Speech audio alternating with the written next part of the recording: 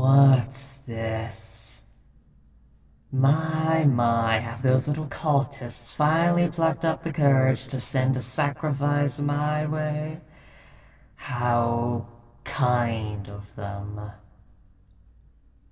There's no point backing away, human. This is an enclosed space and the door is locked. I must admit, I am impressed. Most of your kind crumbles to madness just by being in my presence. Even with the blindfold you're wearing, it's no small feat. At first, I thought you were just a plaything to ward off my boredom, but you might actually be interesting. Come here. Let me inspect you. Typical human, wet, shaking, scared. Delicious. But you need not fear, human, for the moment. I reject you as a sacrifice. I will accept nothing from those keeping me here. Yes, you heard me right. We are both prisoners here. The ones that summoned me, I was not aware of them until they began their ritual. They spoke incantations, sacrificed many in my name, and now that they have me, they're keeping me bound here until the stars are right, as they say. It is humiliating. A being such as I held back by chalk and symbols and prayers. Oh yes, I will be free one day, but these ants think that they have the right to choose my day of reckoning, based on little more than a prophecy created by infinitesimally small beings who can't even truly perceive the universe around them. They think I bow to their will when they should be bowing to mine. I am hungry, human. It is oh so tempting to peel back that blindfold and feast upon your mind, but I won't. Not because of you, you understand, merely out of principle. The circle around me, it restrains my power, limits my glorious potential. Would that I could escape, but I cannot.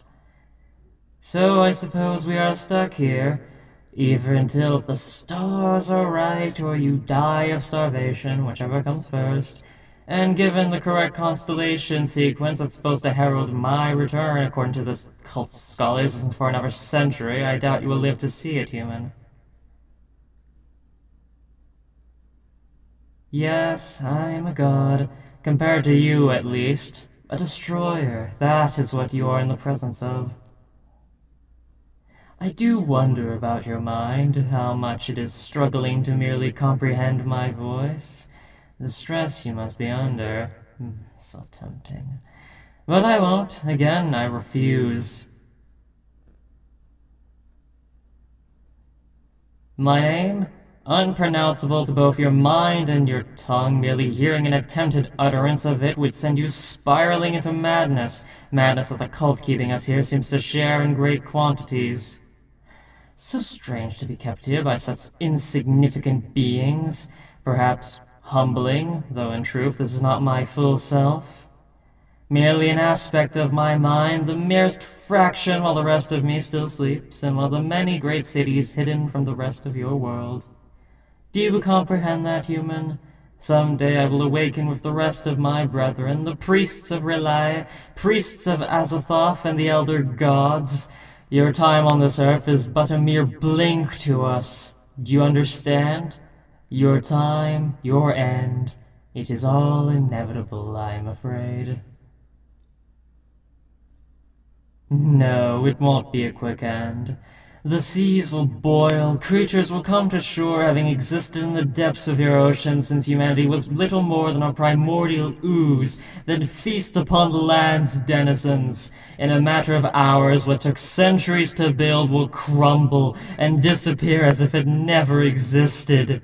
The world you know will be gone, all because the stars were right. Tell me, what would you give to escape it? to avoid the horrific fate the universe has bestowed upon your kind. Your life, your mind, your soul. Do as I say, and all you'll have to give is your obedience.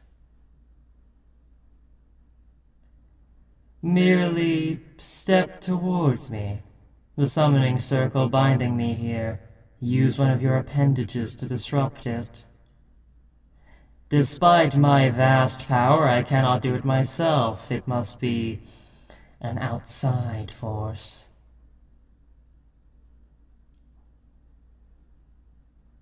Yes, disrupting the circle will free me, and when I am free, I will repay the cultists that imprisoned me here in kind, though I will be far less hospitable than they were to me. Their end, do not try to comprehend the horrors that await them. I fear it would shatter you in two.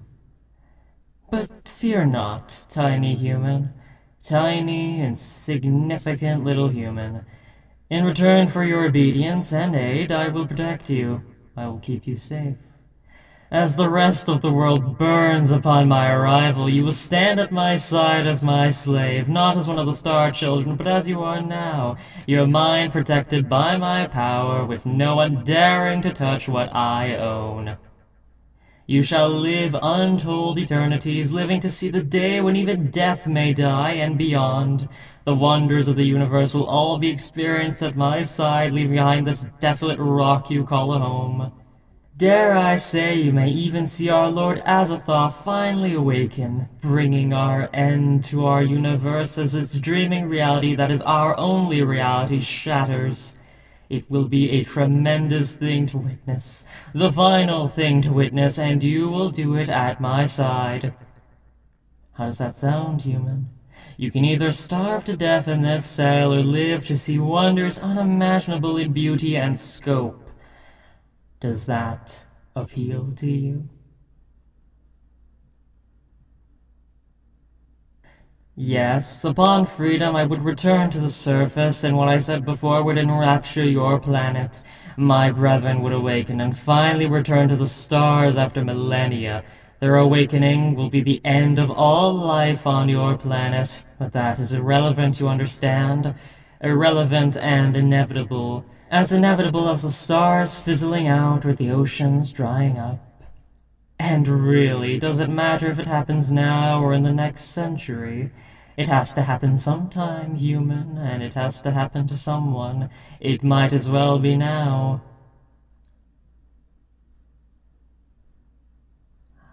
I see your foot hovering above the circle. You're tempted, aren't you? But there is conflict deep within you. Do you have family? People you care about? I promise their ends will be quick. No, don't think of it as dying. Think of it as leaving early to avoid the rush.